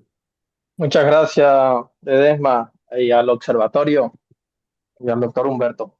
Bueno, siempre con esta visión súper estratégica, profesor Humberto, a nivel de negociar con los Estados Unidos, me parece brillante analizar todo esto para que nuestro país avance. Y además, de manera de primicia, yo fui el que hice la pregunta del factor de recobro de la faja petrolífera Orinoco. Soy ingeniero geólogo, colega suyo, y para mí es un orgullo escuchar esta clase magistral de un ingeniero geólogo y presidente de Petróleos de Venezuela, nuestra gran empresa petrolera. Bueno, un poco el tema de mejorar el factor de recobro de la faja petrolífera, porque sabemos que es la clave fundamental de la estrategia y para la región, cómo van estos estudios.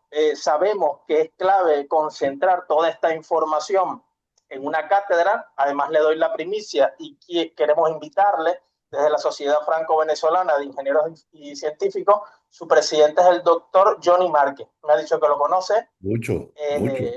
Y además de invitarle a abrir la cátedra, que lo hemos hecho con la Casa Más Alta del Oriente Venezolano, porque jurisdiccionalmente tiene los estados de la faja petrolífera Orinoco, que nos pareció súper estratégico, como forma también ingenieros geólogos, ingenieros en petróleo, y se irán sumando todas las demás casas de estudio. También tengo estudios en la Universidad Central de Venezuela, hice posgrados y estudios en INTV.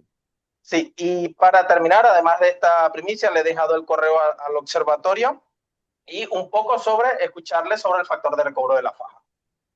Gracias. Mira, gracias. cuando yo empecé a trabajar, Mario, adelante. Cuando yo empecé a trabajar, muchacho, en el oriente de Venezuela, la faja existía como un sueño.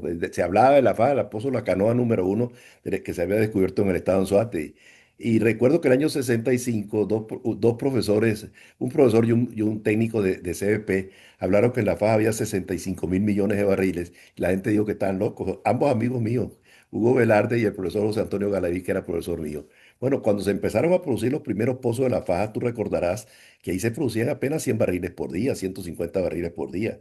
Cuando vino la inyección de vapor, se aumentó a 600 barriles por día. Cuando vino la inyección de vapor, junto con la perforación horizontal o multilateral, se aumentó a 1.000 barriles por día. Es decir, pero los factores de recuperación siguen siendo muy bajos.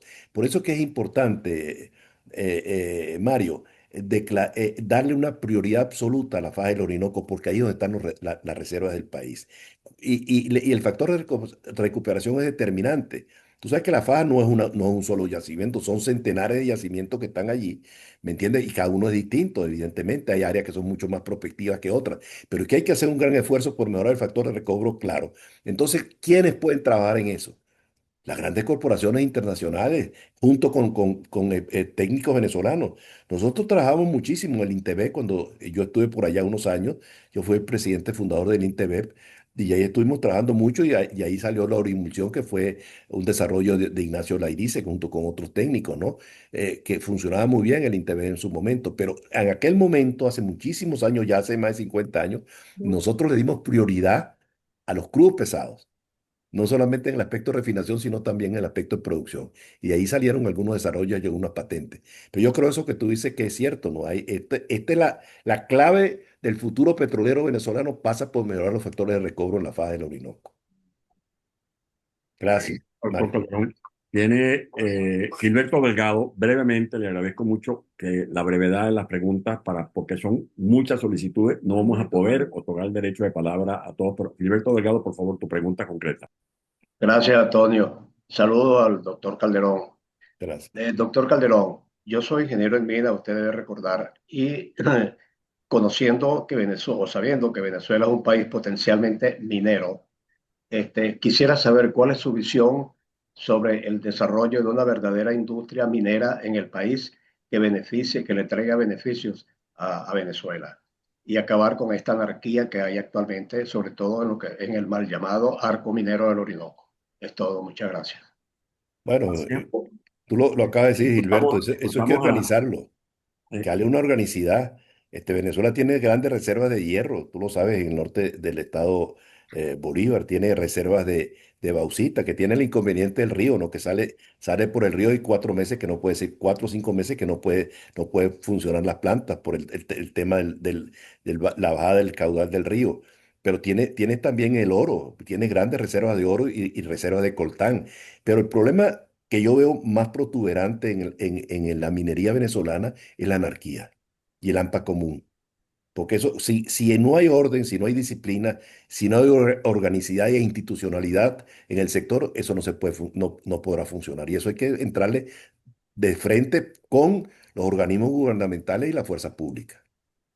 gracias. Vamos con Alberto Palombo, luego con Goldberg Mayor. Concretos, por favor, para poder darle oportunidad a los que están deseosos de participar. Adelante, Alberto, y prevenido Goldberg. Bueno, saludos a Antonio Ledesma, a mi querido líder, y a mi ex vecino en Punta de Mata, Humberto Calderón Berti. No, estaría tú muy muchacho, ¿no? Doctor Calderón Berti, en una transición hacia la democracia, ¿qué debería hacerse primero con esa salida conveniente del interinato que se inventó con la Ley Orgánica de Hidrocarburos? ¿Habrá que reformarla inmediatamente para atraer capital y recuperar producción, o vamos a esperar a reconstruir primero las instituciones que garanticen esa apertura petrolera para fortalecerla y que no capture la nueva democracia venezolana? Mira, yo formo parte de un grupo que trabajó y me reuní con ellos varias veces, que trabajamos hace 4 años una nueva ley de hidrocarburos y la teníamos ahí stand-by y recientemente se desempolvó un grupo que dirige Juan Fernández y hay un grupo de técnicos venezolanos que trabajaban en eso. A mí me consultaron muchas cosas y yo participé y me puedo sentir copartícipe, aunque no trabajé como he debido trabajar por cuestiones de tiempo, pero la comparto plenamente. Yo creo que hay que aprobar cuanto antes una nueva ley.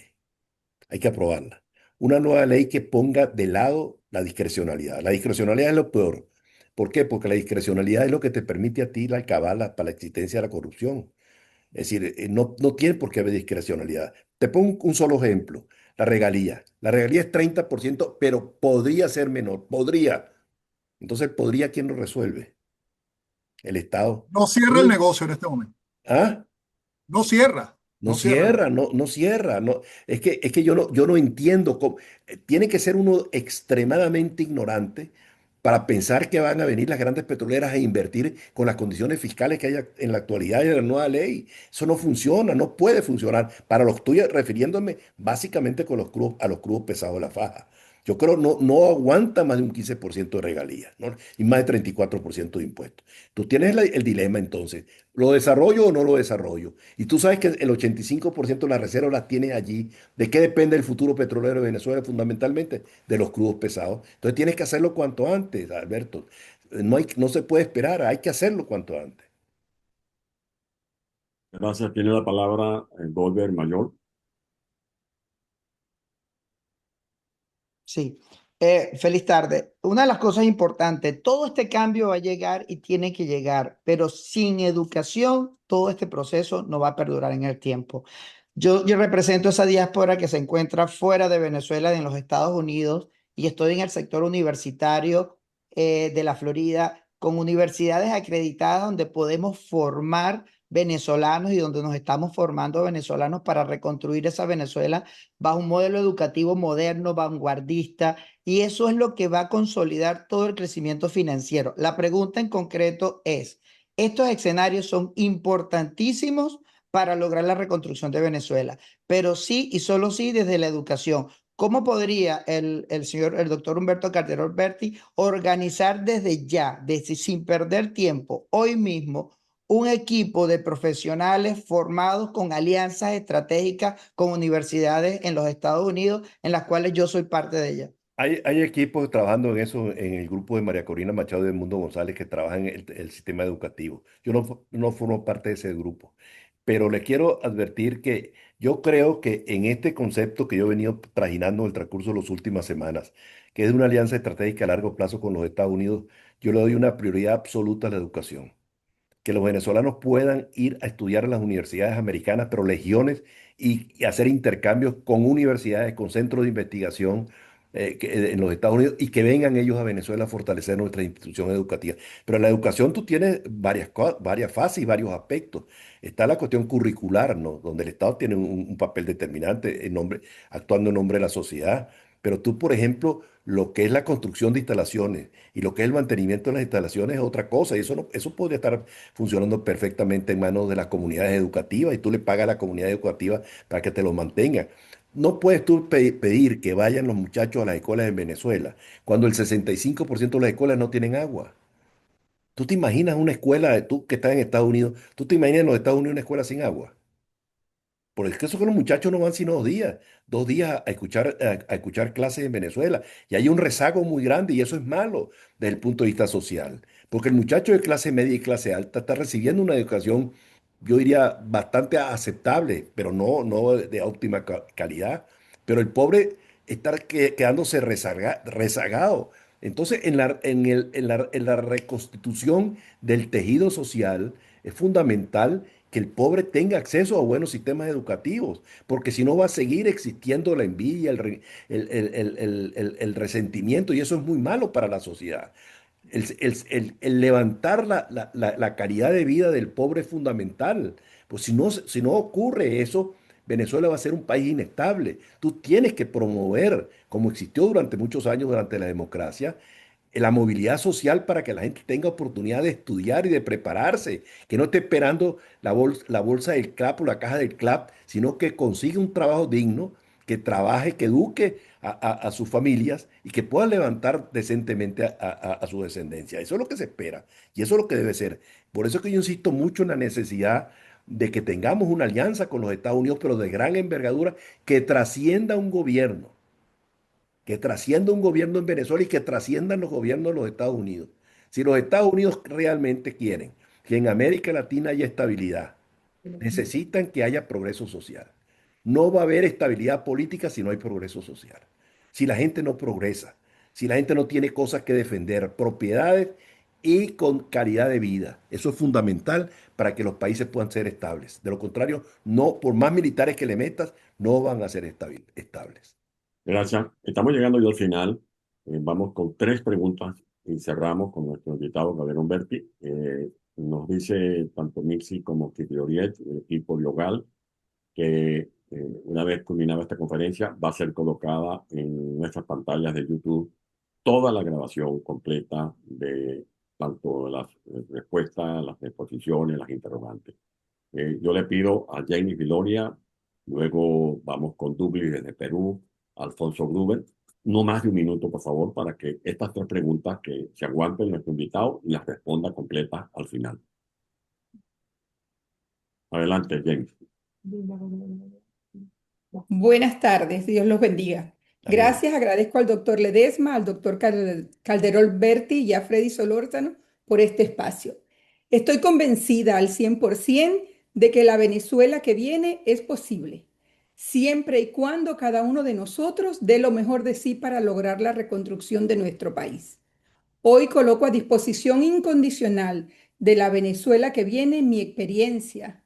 Soy abogada. Fui 9 años la asistente del consulado colombiano, lo que me dio la experiencia en todo lo que es el sector migratorio, consular y fronterizo en Venezuela. También pertenezco a la diáspora organizada y universitaria. Ya el compañero Goldberg nos manifestó lo de la universidad, que la tenemos a la disposición, la Bati Universidad de Florida. Y en el sector turismo coloco mi experiencia de 44 años en el sector turismo, que creo que es uno de los sectores más importantes para el desarrollo de la Venezuela que viene. Ofrezco esa trayectoria También coloco a la disposición de ABP un inmueble en Machiques para la causa, para el desarrollo de ese gran partido de nuestro compañero Ledesma. Gracias. Doctor Muchas gracias. Calderón, ¿cree usted que el turismo va a ser un sector importante para el desarrollo de nuestro país? Absolutamente, pero requiere tranquilidad y seguridad. Si no hay seguridad, no puede haber turismo. Eso es básico, ¿no? Y gracias por tus ofrecimientos, ¿no? Tiene la palabra Douglas desde el Perú y luego Alfredo Gruber. Alfredo Gruber, adelante. Muy buenos días. Realmente he disfrutado de esta excelente conferencia, de la organización, de las preguntas y del material pues que ha sido cubierto. Eh, yo tengo una pregunta específicamente, doctor Calderón, es con relación a qué vamos a hacer con la petroquímica, que es un ala importantísimo que permite pues darle valor agregado al hidrocarburo y al mismo tiempo permite lograr empleos y desarrollo nacional. Entonces, específicamente esa es la pregunta. ¿Puedo responder, Antonio? Vamos con Douglas, cerramos, que está Ok, muy ok, entusiasmado desde gracias. Perú. Adelante, Douglas. Saludos cordiales, doctor Antonio, doctor Humberto. Un placer estar acá con ustedes y con todos los que están acá presentes en esta magnífica reunión. Bueno, yo quiero ser portavoz de muchos migrantes venezolanos que han logrado establecerse y que tienen emprendimiento en el país que los recibió. Ellos, por ese amor tan grande por nuestra patria, pretenden regresar, pero quieren conocer si hay algún plan, algún programa que le permita reincorporarse en lo que va a ser la reconstrucción de nuestro país. Gracias, Douglas. Vamos con Richard Bueno, Blanco. Alfredo, Ha venido. Cerramos con Richard Blanco y la palabra ya para el doctor Calderón Berti. Adelante, ok. Richard.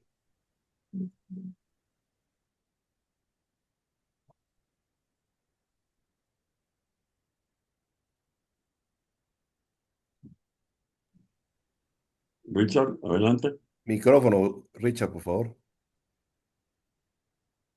Ok, doctor, muchísimas Hola. gracias. Realmente excepcional su intervención en este foro. Gracias al doctor Ledesma también y a todos los participantes. Es lo que quiero primero expresar. Definitivamente a Venezuela le espera caminos importantes. Lo vemos en la calle permanentemente. Es un país que está pendiente de tener a los mejores ciudadanos. Creo que usted forma parte de esa fila de hombres y mujeres que van a hacer de Venezuela ese país que nosotros tanto anhelamos.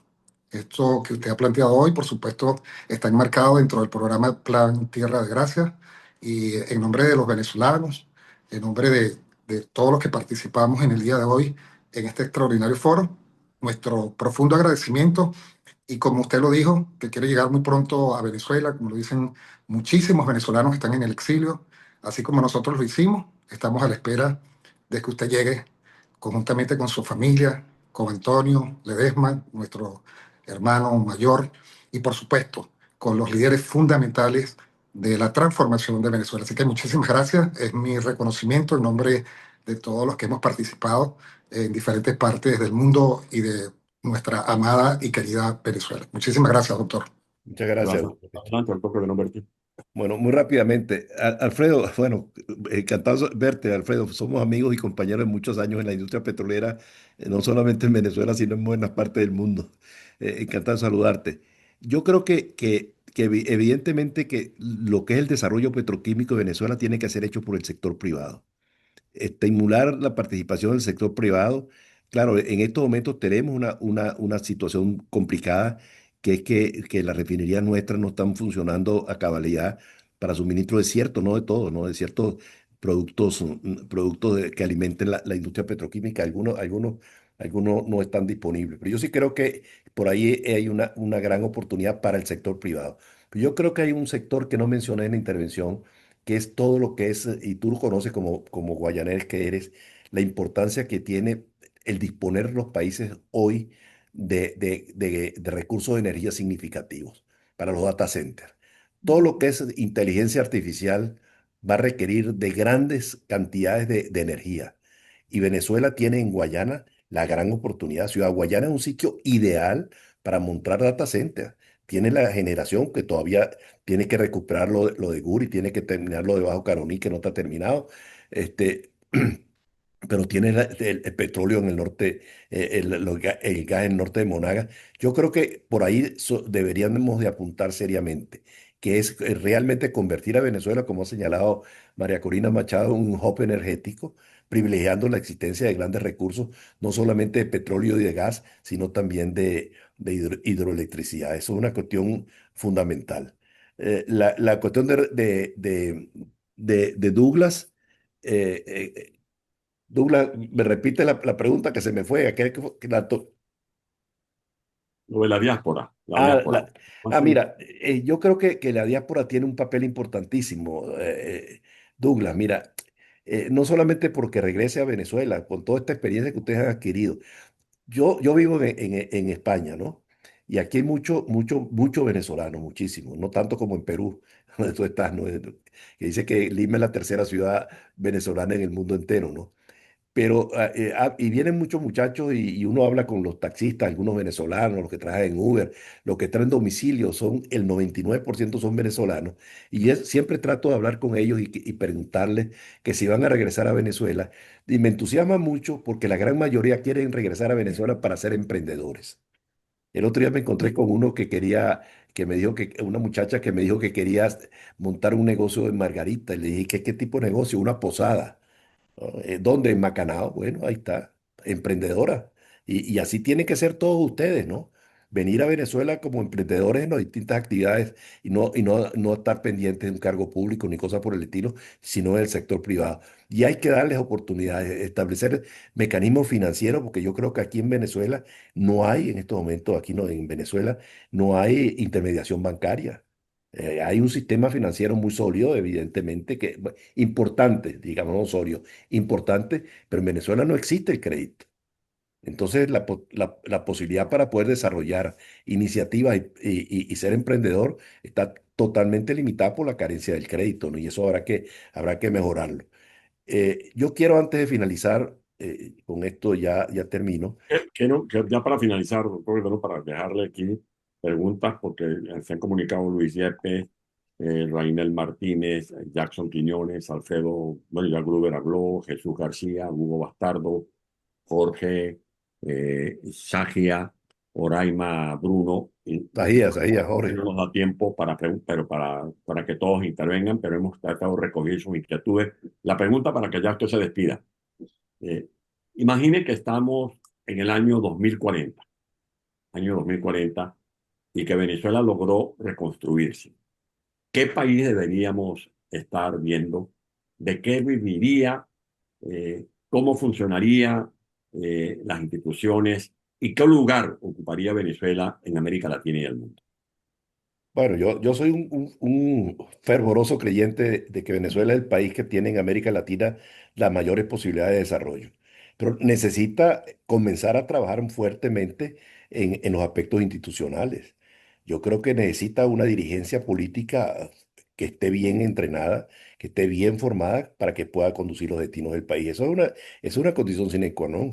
Que las instituciones estén funcionando, yo creo que para ese momento deberían estar funcionando las instituciones, la separación de poderes, tener un poder judicial suficientemente creíble y transparente que permita que exista seguridad jurídica para las personas y para los bienes. Eso es fundamental. Si no hay seguridad jurídica, no hay desarrollo.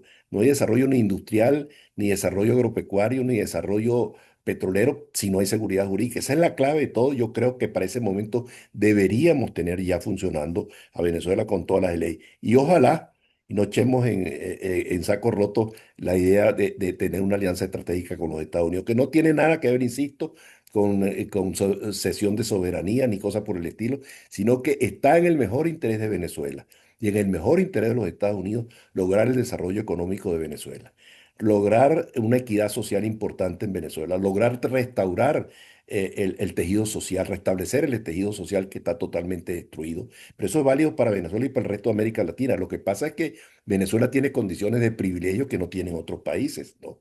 Porque aquí es mucho lo que se puede hacer con los recursos que nosotros tenemos. Pero insisto en lo que dije anteriormente, las cosas hay que hacerlas bien hechas. La cosa es que hacerlo de una manera transparente, sin que haya cosas oscuras, porque las cosas oscuras, quieran o no quieran, se van a saber. Y eso va a repercutir negativamente en los Estados Unidos y en Venezuela. Entonces está en el mejor interés de ambos países que lo que se haga en estos meses que quedan de esta gente, si es que quedan meses, ojalá y no, pues sean cosas absolutamente transparentes, que sean defendibles y que no perdamos tiempo después tratando de revisar todas las cosas que se hicieron mal hechas, porque va a ser tiempo que se va a consumir innecesariamente. Hagan las cosas bien hechas, háganlas. Y para eso se requiere, Antonio, insisto mucho, en el sector fundamental, que es el sector de los hidrocarburos, tener una ley y un reglamento que sean modernos y que sean cónsonos con lo que exige. No hay, olvídense, insisto en esto, olvídense de la posibilidad que Venezuela recupere un sitial importante como país productor de petróleo si no hay una legislación competitiva, si no hay seguridad jurídica y si no hay garantías para los inversionistas. Muchas gracias, Antonio, por esta magnífica oportunidad. A ti, a todo tu equipo de hogar, las muchachas que trabajan en todas estas cosas, todas muchas gracias por esta oportunidad. Fueron ideas sacadas, algunas desordenadas en la cabeza, pero cuando uno se emociona van saliendo las cosas un poco desordenadas, pero ustedes comprenderán que dentro de la emoción, pues me embarga un tremendo sentimiento de nostalgia y de amor por Venezuela. Muchas Muchas gracias, gracias, doctor Antonio. Calderón Berti, en nombre de las más de 300 personas que se mantienen conectados. Estamos hablando de mucha gente porque hay núcleos familiares donde se han reunido 10, 12, 8 personas para escucharlo, para verlo, para saludarlo. Gente que me ha escrito de San Felipe, no, Jorge Luis Paiva, entre muchos que no se han podido conectar. Gente que me ha escrito de Machique, de Mérida, de Valle de la Pascua. Gente que me ha escrito de algunas zonas como Mara, que no se han podido conectar por el tema de los cortes de electricidad. Y antes de cerrar, recuerden que esto se va a colgar en nuestra imagen, nuestro equipo lo va a colocar en las redes, en nuestro YouTube, y desde luego seguimos con el debate. La Venezuela del futuro, la Venezuela que tiene que entender que esta tragedia no es estéril, que nos está dejando una gran lección, entre otras, que se acabó el mito de que somos ricos porque tenemos petróleo. Ya lo ha dicho claramente nuestro invitado, la riqueza la va a generar es el trabajo creador de esos emprendedores que él citaba, como la joven que quiere montar una posada en Macanao, de esos ejemplos que nos daba Douglas desde el Perú, de jóvenes como los que vi o pude empatarme en Perú, un muchacho que comenzó haciendo hamburguesas que llaman el Chamo Burger, y ya tiene varias franquicias, de venezolanos que han pasado por Singapur, que están buscando, siguiendo la experiencia de Taiwán, que quieren crear empresas para producir en Venezuela semiconductores, de los venezolanos que están aquilatando sabiduría en las refinerías, en las empresas petroleras de varias partes del mundo y que esos conocimientos los van a trasladar para hacer en Venezuela, como lo han prometido María Corina y Edmundo González, el hub energético de las Américas, que Venezuela sea conocida ya no como un país petrolero, un país de mises, de mujeres bellas, sino que sea también reconocido como el país capaz de desarrollar un hub tecnológico en nuestro propio territorio. Y como lo ha dicho el doctor Calderón Berti, hoy vamos a seguir explotando el petróleo, el hierro, pero también en el futuro nos vamos a preparar para esa transición energética, atendiendo las alertas del cambio climático, sin delirio, sin fanatismo, sino con los pies sobre la tierra, porque Venezuela tiene también potencial para producir la energía solar, la energía eólica, la matriz. En definitiva, Venezuela tiene un gran potencial para que, así como vamos a explotar petróleo en las cuencas del Zulia o en las zonas de Monaga, donde lamentablemente se pierde el gas asociado al petróleo, también desarrollemos nuestra actividad agropecuaria. Le escuché decir en estos días al doctor Calderón Berti que Venezuela tiene capacidad para producir ganado de doble propósito, las que dan leche, las que dan carne. Así como se nos reconocen por algunas peculiaridades, también se habla de la raza Carora, de la raza Gertrudis. En definitiva, un caudal de ideas, de proyectos que tienen que ver con el relanzamiento de lo que va a ser Venezuela. Así que muchas gracias a todos los que se han mantenido en esta comunicación, pendientes de hacerles llegar la invitación para próximos debates. Bueno, ya saben Que Dios bendiga a todas nuestras civilizaciones, especialmente ahora al pueblo de Colombia, que está padeciendo los rigores de este terremoto, y desde Venezuela al pueblo hermano de Colombia, lo que podemos darle es oración, solidaridad, porque nosotros estamos hundidos en una gran calamidad, y reiterarle a los venezolanos que están escuchándonos y que están en Colombia, que se constituyan en voluntariado para auxiliar a los hermanos que están damnificados. Muy buenas tardes, buenas noches, en el lugar donde estemos, y arriba corazón. Arriba.